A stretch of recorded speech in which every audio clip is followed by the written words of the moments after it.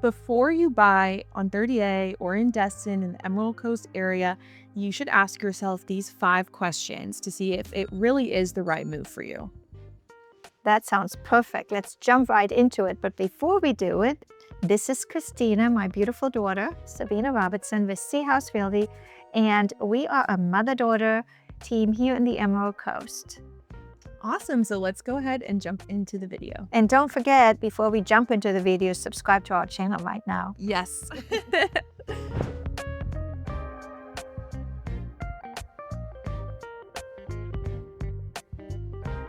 So the first question that you should be asking is, how is your daily life going to actually function here? It's different than a big city here. We are in a small town. So where are you getting your groceries? How close is your closest Publix or Whole Foods? How often are you going to the store to purchase things, and how close do you need to be to those things? How close do you need to be to the airports?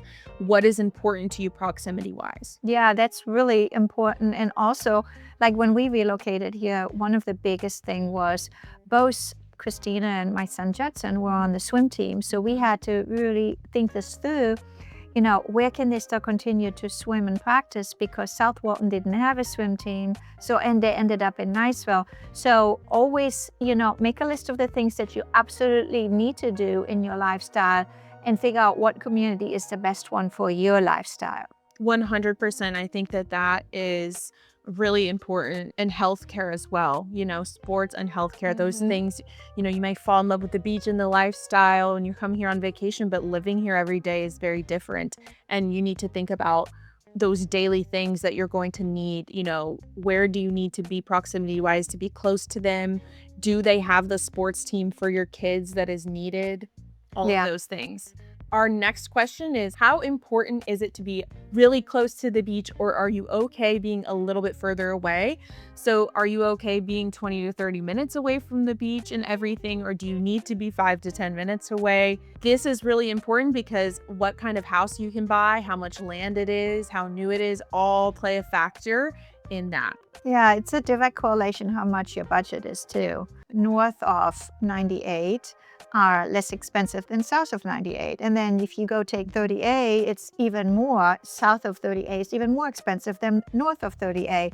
So understand your budget and then try to figure out how important it is for you to be able to access the beach. Our question number 3 is, are you comfortable living in a vacation destination where one half of the year looks very different than the other half of the year? Summer months and spring break, we've got a lot of people here. And then on the off season, it is pretty quiet here. It's very peaceful. But another thing to consider is it does get cold here. And you cannot get in the water all year, maybe like Miami. So you are going to get more of those seasons, which a lot of people love that about the area. But don't expect to be jumping in the water in December unless you have a wetsuit on. Yeah, that's so true, And that's why, a lot of it really always depends on your objective. If you're an investor, you may want to be able to have a heated pool, because people that come here on vacation want to be able to go in the pool, and they need that heated pool in the wintertime. But if this is your primary residence or your second home, it may not be quite as important to you. So all these questions you kind of need to answer before you decide what area and where you want to be. Yes. All right, our next question is the actual cost of what it costs to own a home here.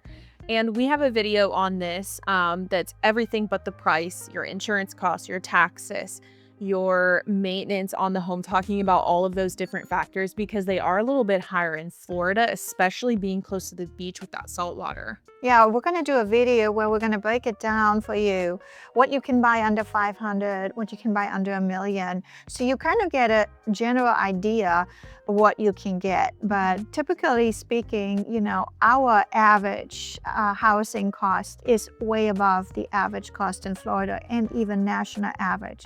So you have to keep that in mind. A lot of people are looking in communities like Freeport, which is one of the fastest growing community here in the state of Florida, not just Walton County, but then also north of Santa Rosa Beach, there are some options. And some people now even looking a little bit towards West Panama City Beach, because they can't afford the homes that are closer to the beach.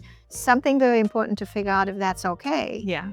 And the last question to ask is, what is your life going to look like in 5 years, and thinking ahead when you're making a decision to move here? Yes, I think that's an important thing, and I can tell you a couple of reasons. The first one is, what is the surrounding area next to your home looks like? Are there going to be more homes being built? So for example, let me give you a perfect example.